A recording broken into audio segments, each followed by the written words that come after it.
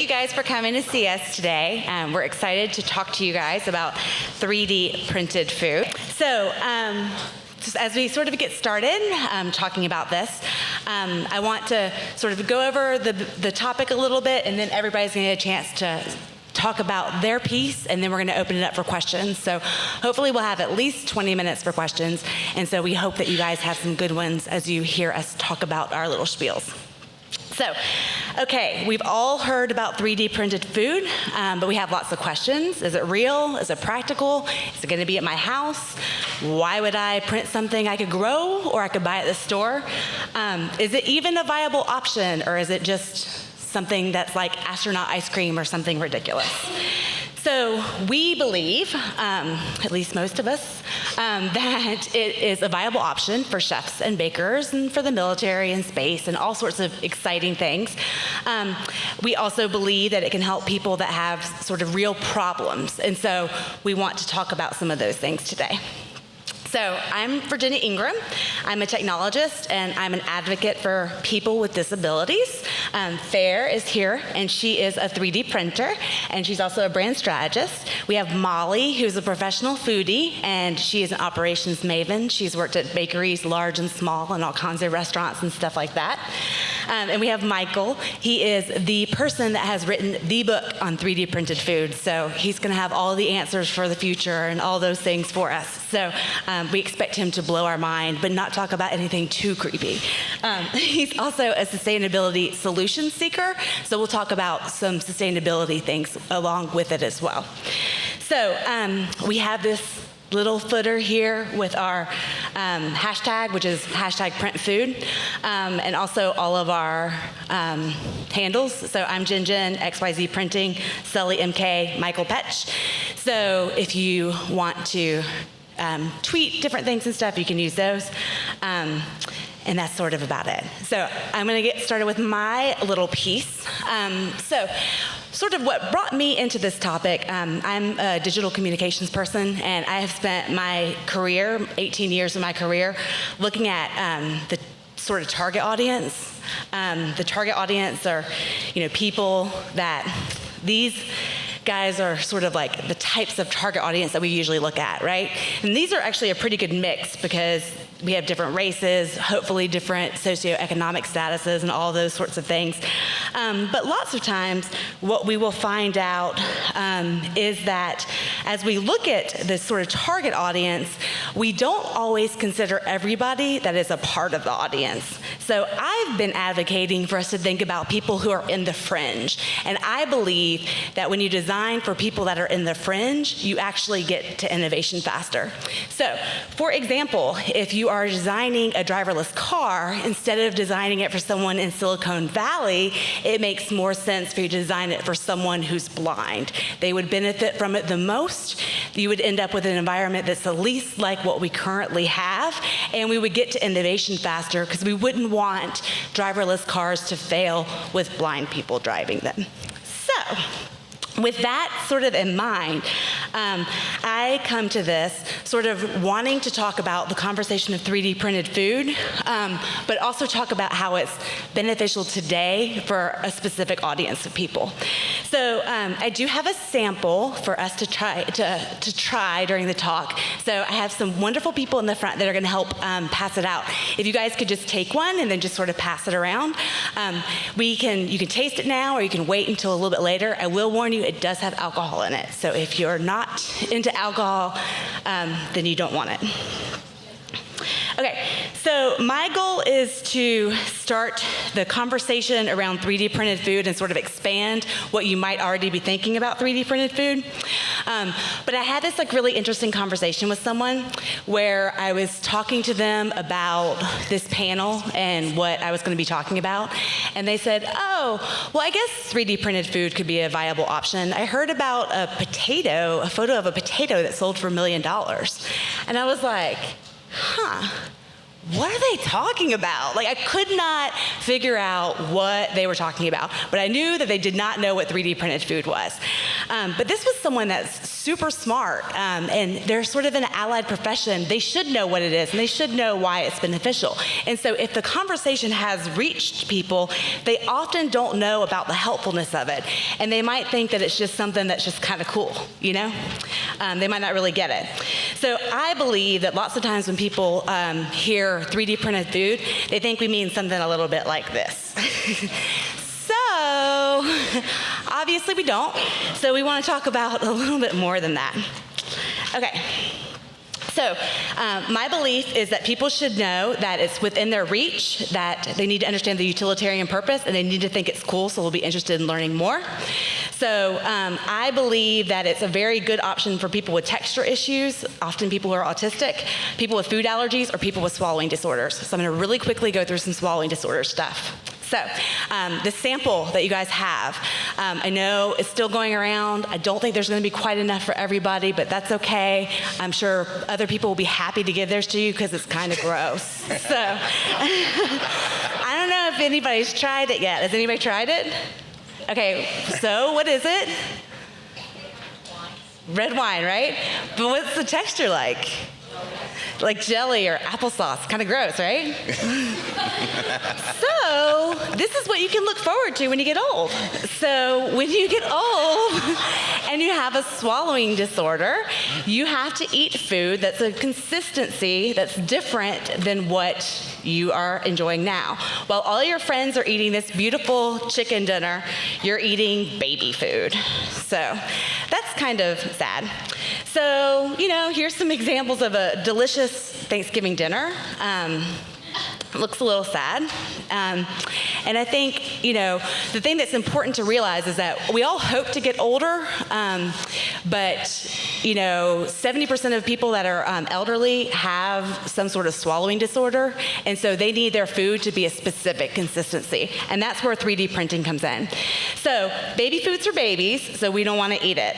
So what 3D printed food will do is it'll make food relatable for people with swallowing disorders. So instead of baby food, we can have something like this. So it's a lot more closer to what a real carrot looks like. We can have this. It's not perfect. You get into a little bit of uncanny valley stuff where it looks a little bit creepy, but it's a lot better than baby food. So these are just the examples. This is smooth food, which is a type of food that's really good for people that have swallowing disorders. This is obviously not what all 3D printed food looks like. So but we can all agree it's better looking than this stuff, right? So, going into making things desirable for foodies. So this is starting to get into be something that we might be interested in, all of us young people who don't hopefully have swallowing disorders. I hope no one here does. This is a French onion soup. We have a bouillon of that's poured on top of a spice packet. Wedding cake toppers. We've seen those where they've been of the bride and groom or of these intricate designs. There's also some sugar things which are pretty easy to believe. This is an edible pastry, which I have not seen this, but Michael believes this is true. We have this sort of pate thing, this really expensive to print, gorgeous thing that makes food goo seem a little bit more appetizing, which Fair has seen in real life. We also have chocolates and things like that, which have all sorts of different shapes. And then we see things like Barilla, where they had a big competition where they had people submit hundreds of different designs that could not be printed or could not be made with the traditional methods, so these were all printed. This is a rose that blooms as you boil it, which sounds really appetizing, right?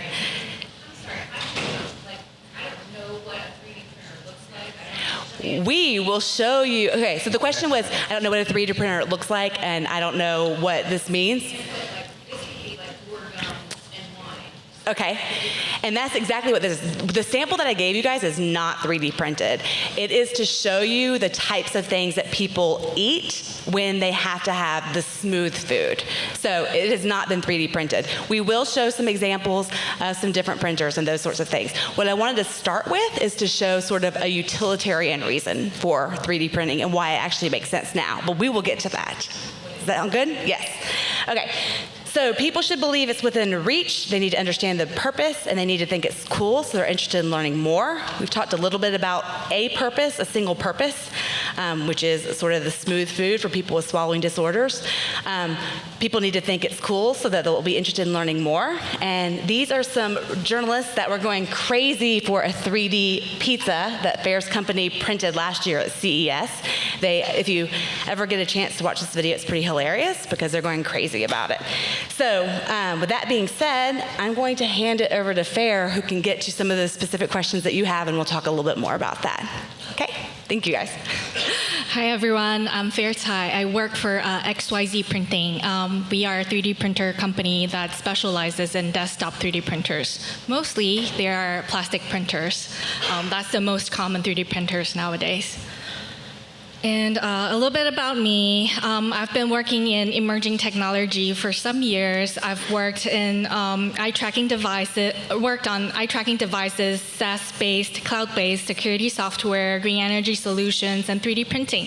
And I'm excited about all the emerging technologies, and I am fascinated in how to transform those conceptual new products, new ideas into transform that and that people understand that better and desire them in their day-to-day life. A little bit about my company, XYZ Printing. We were founded in 2013, and we're dedicated to make 3D printers affordable and easy to use. Before we came into the market, 3D printers cost about $1,500 to $3,000 just for consumer desktop grade printers, and for the commercial grade, it's hundreds of thousands of dollars. And then once we got into the market in 2014, we brought a $500 plastic 3D printer, and then this year we had a $350 3D printer, and last year $350, and later this year we are going to have a $269 3D printer. These are some of the 3D printers we have available. If you go along to Amazon, you can easily find this, and if there's a Barnes & Noble near where you live, you will be able to see one of our 349 DaVinci Junior printer in action. And so other than the plastic 3D printer, we also have a stereolithography 3D printer. That's $14.99. That's for prosumers. They have higher resolution. And then we're coming up with the 3D pen for users that are not familiar with 3D modeling, software, programming. They will be able to do some crafty projects with the 3D pen. And also, I would like to talk about what's going on in 3D printing industry right now. So since 2013, the personal desktop 3D printers, the main patent expired, and therefore there's a huge trend of different desktop 3D printers boomed in 2013. And that's exactly when we got into the market. The background of XYZ Printing, we are one of the world's largest electronic manufacturers. We made a lot of regular printers, commercial grade, personal desktop printers, and we're leveraging our capability and manufacturing knowledge trying to make 3D printers easier to use and also more affordable. And so ever since then, there's a huge growth. The lighter blue on this chart shows the 3D printer, the desktop personal 3D printer sold through 1980s to 2015. As you can see, personal 3D printers grow a lot, and 85% of them are personal desktop printers. Nowadays, families and schools are adapting 3D printing technology, and that's the reason why we are so well received in bookstores like Barnes & Noble. Mm-hmm. And here is some photos of the food we've printed with our 3D printers. So we can make cookie doughs. The colorful items are cake icings, so they are edible actually. And she's passing out some samples, a few cookies for people to try. Yes.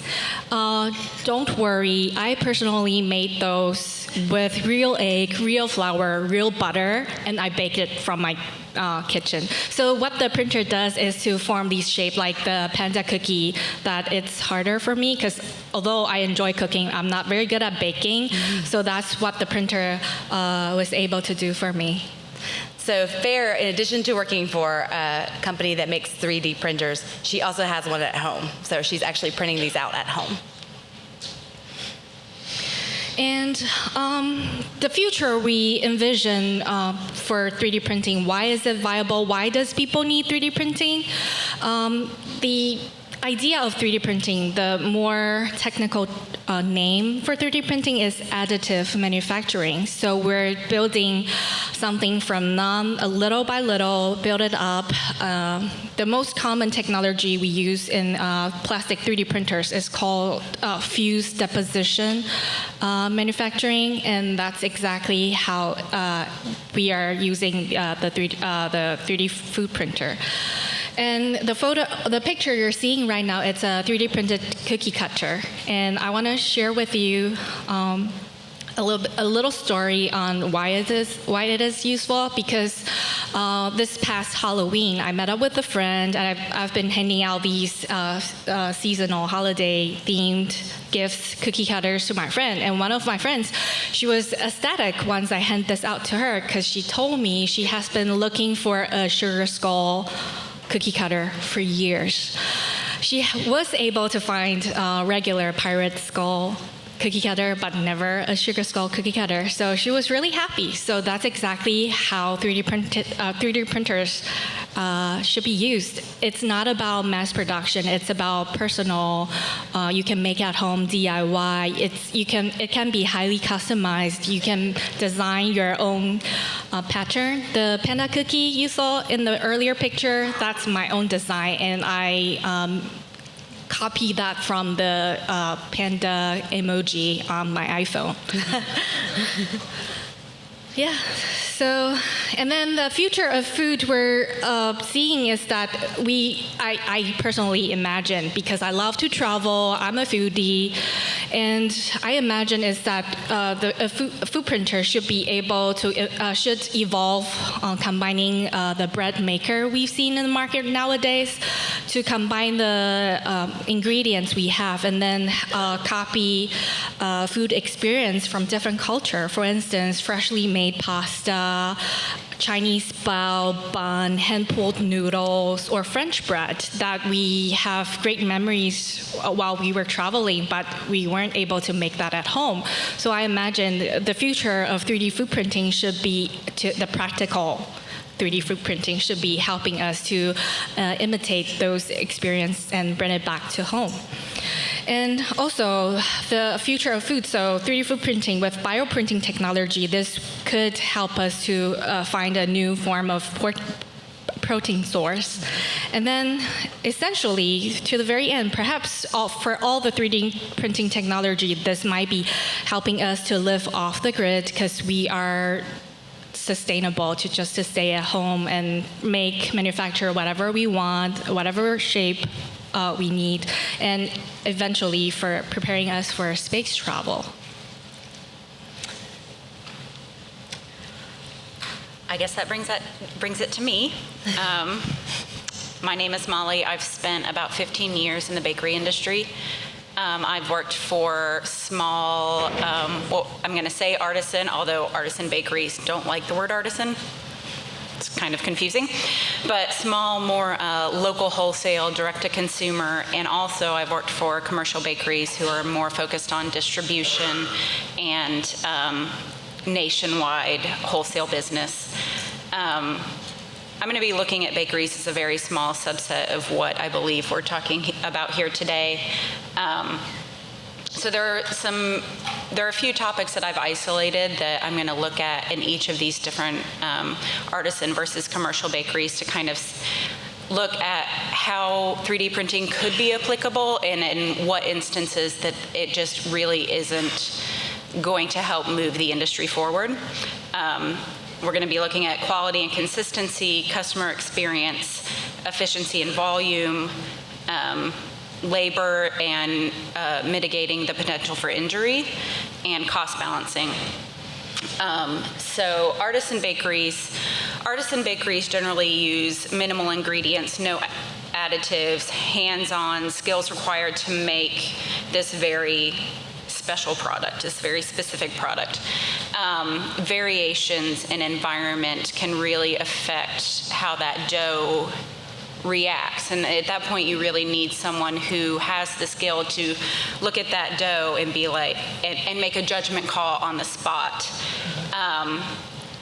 I don't believe at this point a printer could handle those type of issues, because on a very humid day when you have a flour delivery that is of a certain hydration, you're going to have to choose to either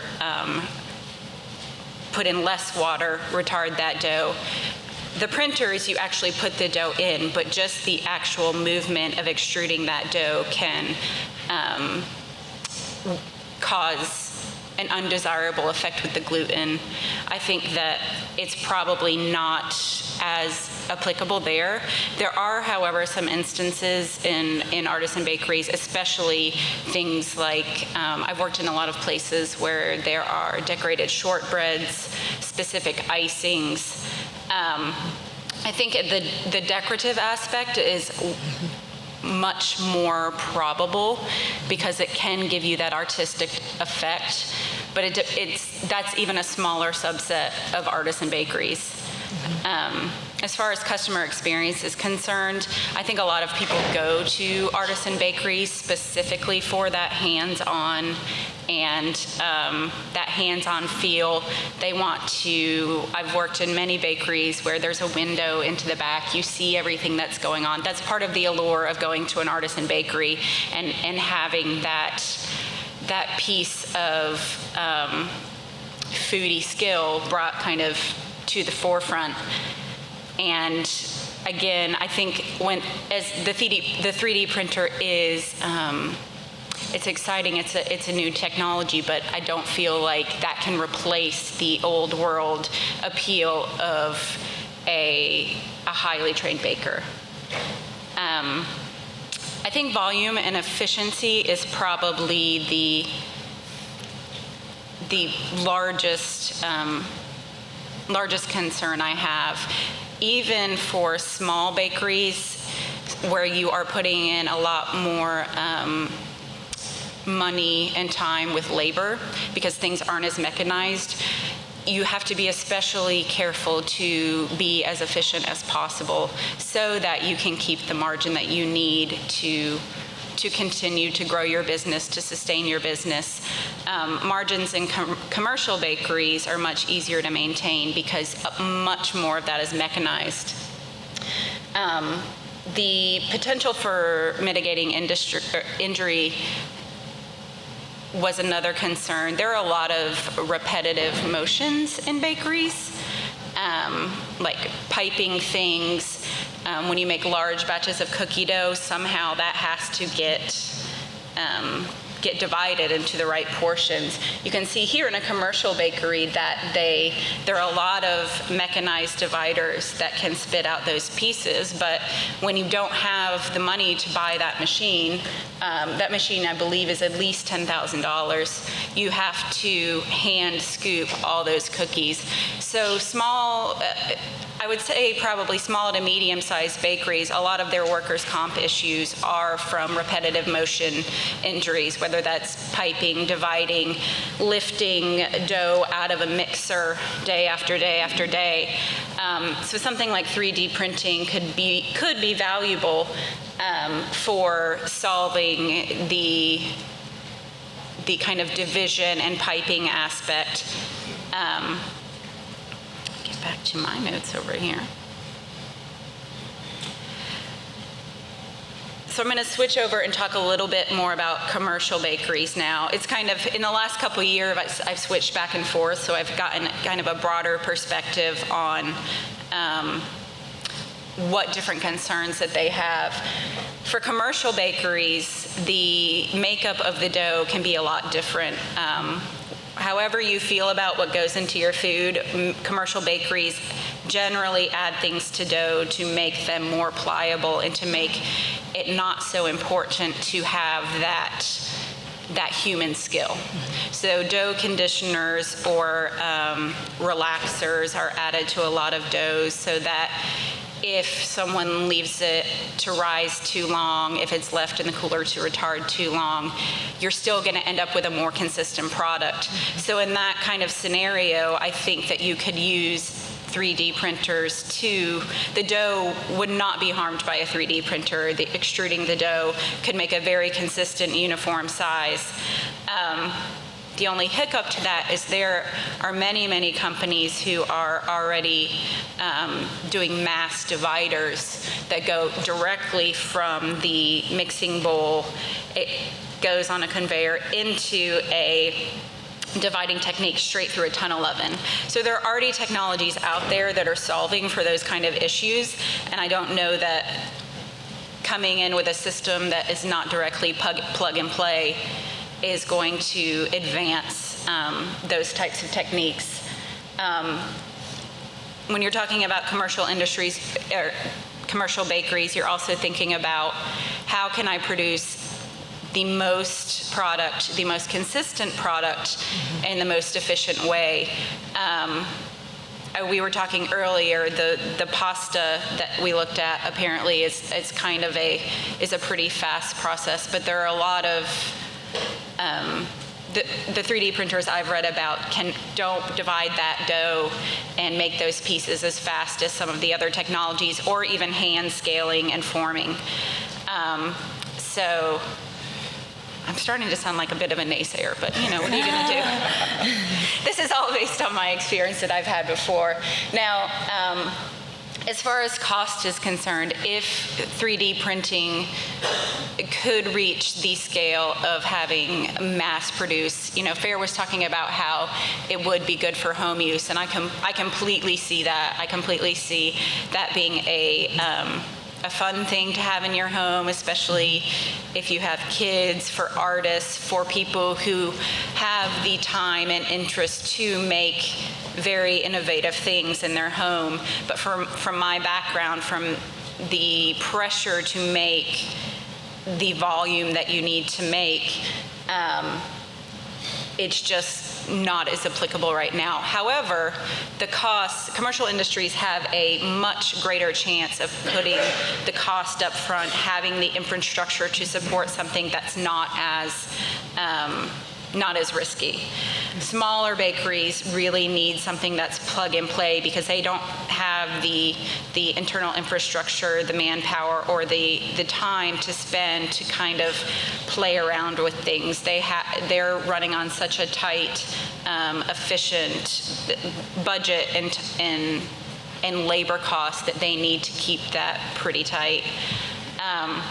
So, in my somewhat dissenting opinion, I think that if it could become more of a plug and play thing where you brought in, if the technology develops to the point to have a more mass-produced machine, it could be applicable for something like a commercial bakery. For a smaller machine, I think you could also use it for a very small subset of small decorative bakeries, cake bakeries, personalization, things like that. But it's just, I feel like artisan bakeries already have a very devoted following, and people go there for that personal skill that a trained baker has to develop that perfect product, that flaky pastry crust, the puff pastry, Danish, things like that. So I will now turn it over to Michael, who's going to blow your mind. I'm not sure about that. I think I might be the British villain on the panel today because I'm probably the most skeptical about all of this stuff we're talking about. I've written a couple of books on 3D printing. You've got some lovely shots up there. I'm supposed to be writing another one at the moment. I also write for Line Shape Line, which is the journal of Autodesk, and I write for a magazine called 3D Printing World, which is the biggest, most widely read 3D printing magazine in China, I think. Now, we've talked a bit here about some of the techniques, but I'm not sure if we've really gone into enough depth on what we actually mean when we're saying extrusion here. Most of the technologies being discussed so far is talking about FDM and extrusion methods. So essentially what you've got there is some sort of capsule or maybe a syringe, which is kept under pressure. It could be mechanical pressure, or it could be via water pressure. And then the material, in this case food, is then forced down a series of tubes and into a nozzle, and that nozzle could actually be heated. It could go onto the print bed, and the print bed could be heated, or it could be cooked somewhere else. So that's essentially what all of these technologies are. That's not the only type of 3D printing there is. There's about 6 or 7 types. There's vat photopolymerization, there's sintering, blah, blah, blah. I'm not going to bore you with that. Okay, we can try to stick to food here. So what on earth is this about? Okay, right, yeah, so some civilizations, like the ancient Romans, the Mayans, their demise has been preceded by an obsession with food. This is why we've got someone Instagramming their lunch, the well-loved celebrity chef Jamie Oliver, and their 3D printing is completing this trifecta of doom that may be ushering in the apocalypse, or there's the 4 horsemen there, or is it? We've been speaking about desktop use and say semi-professional use. I think outside of that, in the wider area of food, there actually are possibly more useful applications than just printing cupcake toppers, which is fairly frivolous. If you look at the supply chain back to the fields, say in sub-Saharan Africa, parts of the world which agriculture is not mechanized there, and it's not for necessarily the lack of willingness or lack of equipment. But the reason people don't have tractors is because repairing this thing is going to be very difficult. If you're several months from a supplier, if you're paying very high import duties on replacement parts. So 3D printing there in the food chain could be used to print on-site repairs, which would mean you would not jeopardize your harvest if you are in a rush, as these things are very time sensitive. We've also been talking mainly about top-down methods here. So that's, you start off with food, you put it in, it comes out in a different shape. Okay, hurrah. Now, the bottom-up methods are things like a company called Modern Meadow, who you may have heard of through their parent company, Organonovo. They actually take a bottom-up approach, and by that I mean they start off with a cell culture from an animal. They immerse that cell culture in nutrient fluid. It's then subjected to electrical shocks to simulate muscle movement. That then grows, slowly grows, and then they extrude this through a nozzle into a palatable form, such as a burger or a steak. Is that going to solve problems of hunger? Probably not. It's such an involved process and takes such an immense amount of time. It costs something like $10,000 to make a tiny hamburger. I don't really see this as a viable solution to the problem. Yesterday there was a great panel on food waste. I don't know if anyone saw that, and they had some quite alarming stats about how much food we actually do waste. Something like 40% of all food is wasted. So looking at ways that 3D printing can actually help stem that at the supply level. So, for example, in the rapid prototyping field, a German student developed a device which can be used in the field to preserve food by chilling it. It's a very cheap device. The final piece of equipment isn't actually 3D printed itself, but he used rapid prototyping sort of benefits of 3D printing to go through several iterations, which normally, you're going to spend 6-7 months actually getting to your final product. This makes physical goods more like software, where you can go through those number of iterations very quickly and get an improvement on a good. Right, okay, what are we looking at now? Yes. Okay, so, yeah, this graph behind the younger Flavor Flav in his heyday is the Gartner hype cycle. Now, this is a measure of the appearance of a particular technology and mentions in the media. So, I mean, you could sort of tie this into the title spam or paté. So, if you're getting bombarded with information, yes, it's probably spam. But 3D printing has really ascended this hype cycle. This shows you where a technology's just been discovered by the news, where it's getting to saturation point, and when people have elevated expectations right at that peak there. They say we're now in the trough of disillusionment when it comes to 3D printing, and we're going to embark on the slope of enlightenment quite soon before it actually reaches the productive area. Flavor Flav obviously said don't believe the hype. There is a lot of hype. That is a nozzle there. It didn't actually win Person of the Year, but it's compulsory to have that in every talk about 3D printing, so there you go. Okay, well, I won't take up too much more of this time. Let's do some questions. Yeah, I think so. I think one thing to sort of help sort of summarize is that, so I think the sort of main points is 3D printed food is real. Most of the time, 3D printed food starts with food as the ink, and then you're printing food out from that ink. So that's where most of it is actually coming from. So this isn't some sort of replicator, or this isn't something that's starting out from nothing. So it does exist. It is real. It is possible to buy a printer and have it in your house very soon. And so these are things that can happen. Whether or not it is viable in bakeries and that sort of thing, there are cases where it does make sense, but there are still times where we might, as consumers, be more willing to take something that's made by hands instead of something that we feel might be making it more sort of manufactured. So there is a case for all of them. So with that being said, we would love to hear questions if anybody has any questions to sort of get started. If you do have questions, just go up to the mic and we'll let you ask away, and you can let whoever you want to ask a question know. In the meantime, while you guys are thinking about what you might want to ask, I think we can just ask a few questions to each other. Sure, and I've got a question here.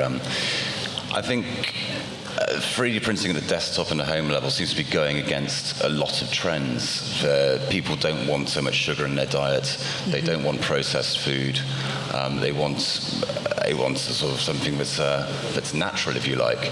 How do you see the actual role of your machine fitting in? I know a lot of the other companies like Foodini, like ChefJet, they've pushed back their release each year since 2014, and they've not gone into the market.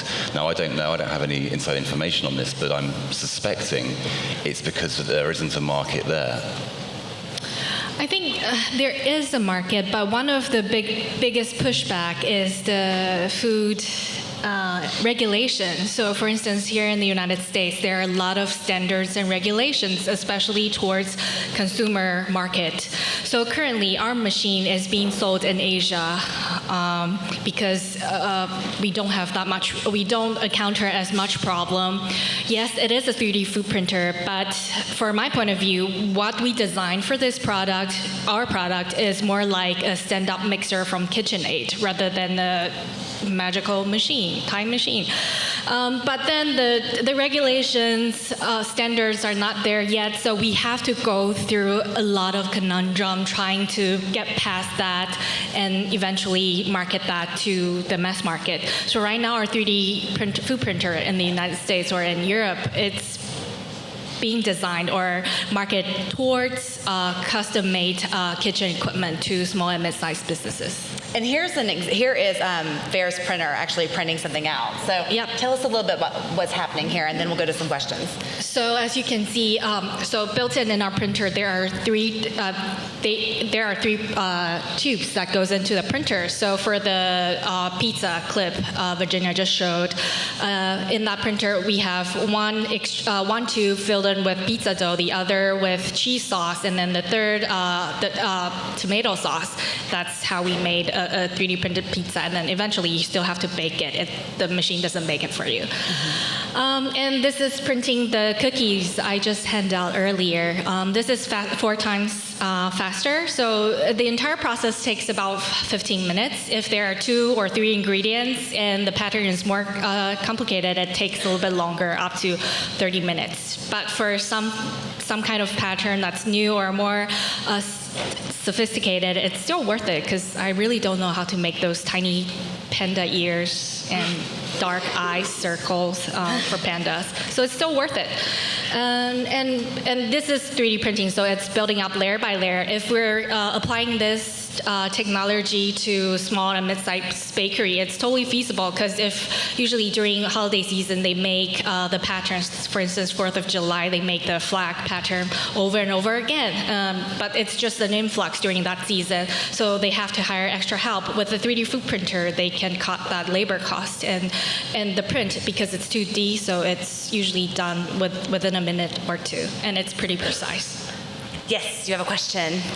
Yeah, a while ago I read an article about an artist who was making MREs from food waste, so basically survival food from the trash that comes out of grocery stores and produce sections. And I wonder, how do you combine the food waste that isn't going to end up, these beautiful fresh vegetables? It'll be the ugly vegetable that you probably consumer wouldn't buy in the store. How could we combine it with this kind of technology to make something new and really exciting? I think that's a good question for you, Michael, since you're a sustainability solution seeker. Well, yes. I mean, basically what you're doing in these, that would be an example of a top-down method. You're putting in a good that you've already got, in this case food waste, and then you're putting it into a different shape. Now, what's the advantage there? Well, you may be able to automate this process, in which case you may save labor there. The stuff's out there to do this already. People have been printing with food since about 2006. It's not a new thing. It's just there's now more interest and more money going into it with companies doing it. Does that sort of answer your question?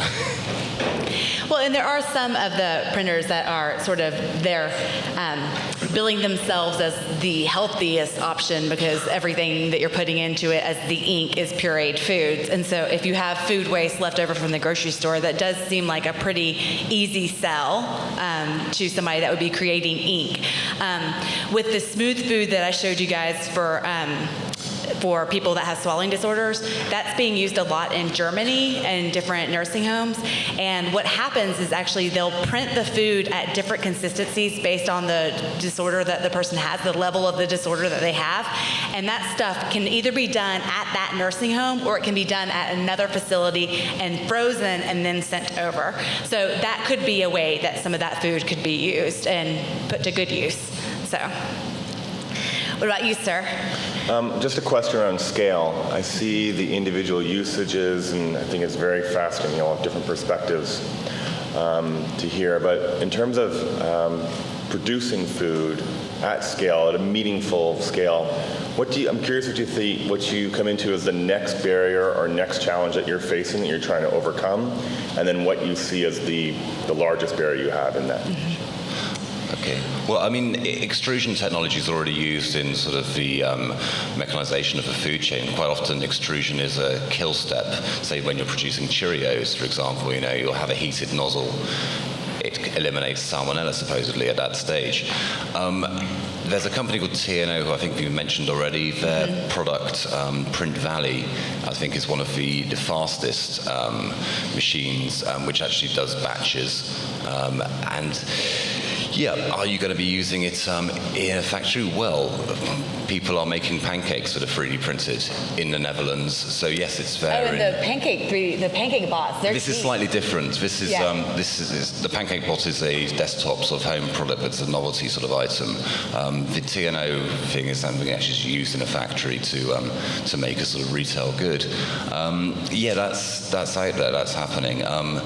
You do have some companies latching onto this, like I think Pepsi Mexico did a 3D printed, you call them chips here, not crisps, but a 3D printed chip. And that was part of their design process to improve the taste. But it's kind of a gimmick, really. They're not actually printing that chip. They're just using it to say it's a bit of marketing. Yeah, but I mean, does anyone else have any opinions on this? But wouldn't you say, so the Barilla pasta, the speed on that is actually quite fast. And so it does seem as if that could be something that could be used. It is being used, yes. Yes. I work with farmers here in Texas to try and help them develop new markets, and a part of what we're looking at is what value-added products can they make themselves out of their excess harvest. Mm-hmm. And what we're finding is we need equipment that's bigger than you would see in a commercial kitchen that artisans would rent, but smaller than a piece of equipment we need a ladder to get up on. And so I'm wondering if so we're looking at pneumatic fillers and things like that, semi-automated processes. So the level of manufacturing equipment that we need is bigger than this, but much smaller than what you see in the food manufacturing arena. And I wonder if you have any insights around where you think that's going to be going. Do you have any thoughts on that, Molly? Well, as far as that, I've worked around pneumatic fillers and things like that, and I think there's a lot more promise in industrial kitchen equipment to handle those kind of things than in 3D printing. I feel like the 3D printing, even with the TNO pasta printer that can print all those beautiful little pastas, it's more of a I hate to use the word gimmick, but it feels like more of a gimmick and less of a solution. So I think that definitely in the kitchen production and the bakery production, as far as kettles and the pneumatic fillers and all of the new things, the things that are constantly coming out from those type of providers could provide more useful than something like this. It might be where it makes sense for farmers would be to make the ink, and so to sort of do that sort of processing. That could be something that could make sense. And so it might not be a 3D printer, but it might be something that could be provided to somebody if there is, they should contact the people in Germany that are providing all the smooth food to the nursing homes, right? Because that could potentially be a way to reduce costs. If you're able to have fresh food that's frozen without a lot of preservatives, then that could be something that's really good. So. I'll chip in my bit. It's a very amusing paper. If you've got the time, read a paper by Dr. Joshua Pierce. I think it's in Massachusetts. And he talks about 6 or 7 doomsday scenarios where the world might be wiped out. So it's a very cheery paper. And some of these situations are things like a nuclear winter where the sun is blocked out for several years. We're unable to actually grow anything. Now, he proposes using 3D printing in those circumstances for repurposing, say, machines into wood chippers. He's actually done the maths and worked out that we don't have enough chainsaws to chop down all the trees in the world, and we could make food from the trees if we repurposed other devices with components manufactured by a 3D printer. So in farming, how does this relate? This is where I'm going with it, really. It's in the retooling. It's in, if you've got, I heard the other day, farmers are not upgrading their tractors because some of the modern tractors are very reliant upon inbuilt computer components which require software updates. People are holding back on upgrading because they prefer to use the older machines which don't need a technician to come and service them if they stop working due to software. So if you are running an older machine which is maybe out of production, well, you can carry on with a metal printer, you can carry on using that and print in titanium or other sort of high-strength metals which could extend the life of a machine you already own. So one of the things that we talked about T&O, which is a Dutch company, and obviously XYZ is a Chinese company. A Taiwanese company, sorry. And you mentioned, Michael, that the 3D printing magazine is in China and it's the biggest market. Is that what you sort of mentioned? No, it's the most widely read Read in China. Okay. So this is a question for both Fair and also Michael. Who are you seeing as industry leaders, and are you seeing any countries really emerge in sort of the 3D printed food arena? Fair mentioned that there are lots of sort of issues with getting things to market here. What countries are making it so that they're very helpful in sort of getting 3D printed food out there? Have you seen any trends? Not yet, but in Asia, people are willing to try new things in their day-to-day life and apply that into their businesses. But I'm seeing more new concepts coming out from the U.S. or in Europe. Perhaps Mike will be able to give some sure. examples. I mean, the trends I've seen are kind of experts in 3D printing moving out of the food space, really, and having done the sort of research, they think we've got to this stage, it's not going to sort of change the world. Let's turn our efforts to something else. And the other trend is companies not releasing printers. I mean, I mentioned Foodini, I mentioned ChefJet. I mean, these things have been announced and they keep getting pushed back. So supposedly this year we're going to see this stuff. I'm not sure you should hold your breath on that one. So Molly, when we talked about sort of the application of 3D printed food in bakeries and the like, you can see it being applicable in commercial bakers, and you can see it being applicable for the home chef. But in the middle, you're not seeing it as much, or in the bakeries that we identify as artisan. Right. I think the most important thing for bakeries is that things are plug and play, because you can't pause your day-to-day operations in order to dial in a system to that degree. Like, obviously, when you buy a new hearth oven, if you buy a new kettle for the kitchen, there's a certain amount of dialing in that has to happen.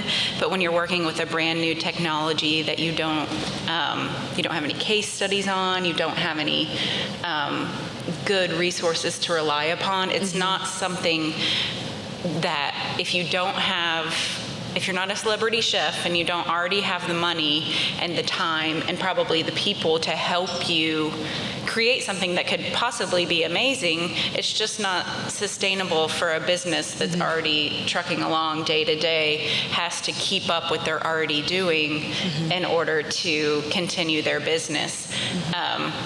When I was looking at Michael's slides of Jamie Oliver, I'm like, sure, he's got the money, he's got time, he could make a 3D mashed potato concoction to blow somebody's mind.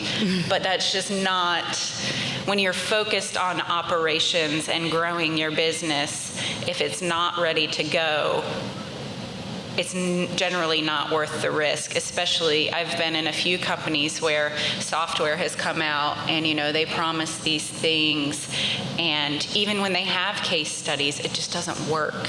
And then you're out the money, you're out the implementation time, and it's become kind of a struggle with a lot of companies I've worked for. They want to be very sure that this is going to be the right thing for them, and they don't have the time to experiment like a home cook would have, or a famous chef would have.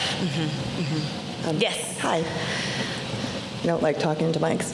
So the 3D printers are available now for food, like the XYZ printers. Are they specifically only for food, or is it a general 3D printer that you can have adapters to put food into? Oh, those are two different models. So when it comes to 3D printing, if the material used is different, the entire mechanism of the machine is completely different. Do you see a future where something like that could happen if you have one 3D printer in your home? Sometimes you can print, like, a plastic figurine, which I don't know why people do that, or like food or anything, something that's kind of interchangeable, so it's sort of a practical appliance in your house? Instinctively, I would say no, because a lot of people are concerned about mixing food and plastic. Yep. Of course. I personally I mean, that is a problem to solve for something like that. Yeah, but then because the plastic food printer, you have to change the extruder entirely and then have to wire it up and whatnot. So perhaps for plastic, metal, those sort of things for mechanical engineering machine. That could be one 3D printer, but food, I would rather keep it strictly for food. And then with your 3D printers, how do you actually clean them? Like which parts do you clean? Oh, Are just the the dishwashers tubes. safe, or are they like Just what the do you tubes. do? Okay. At So it's the easily- platform. Okay. It's rather easy. I'm just wondering how that works. I think you made an interesting point actually there Yeah. about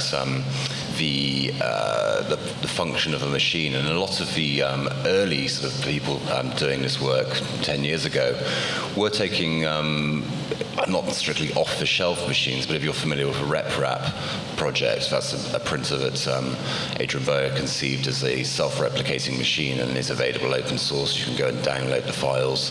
If you have access to a 3D printer, you can print this machine yourself. And then when you've got one, you can print another one and give it to somebody else.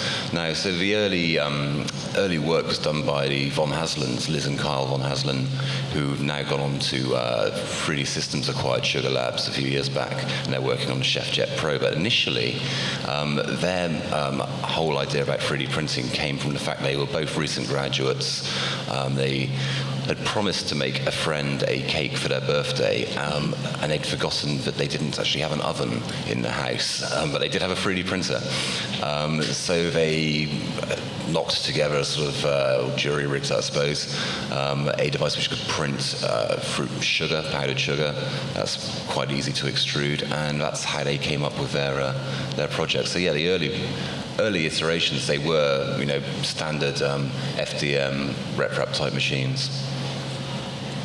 Yeah, I would say, when thinking about some of the foods that we looked at when we were looking at some of the different things that are 3D printed, for me, it's really easy for me as a consumer and someone that's not in the 3D printed food industry to see how things like these cake toppers and these candies and like the chocolates, it's easy for me to see how that could work because I can imagine it being ink, I can think of it in its liquid form. That makes sense. It doesn't feel like it's harder for me to imagine.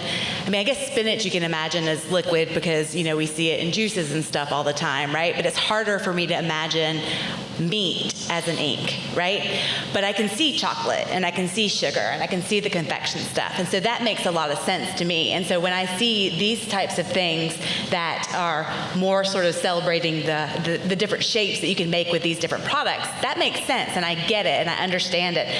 When I start to see things like this specifically was a Dutch company that did this, and what they were calling it, these were 3D printed mini pastries. They were called edible growth. And so we had a discussion about whether or not this was real, whether or not this was a conceptual thing or this was something that you could really eat.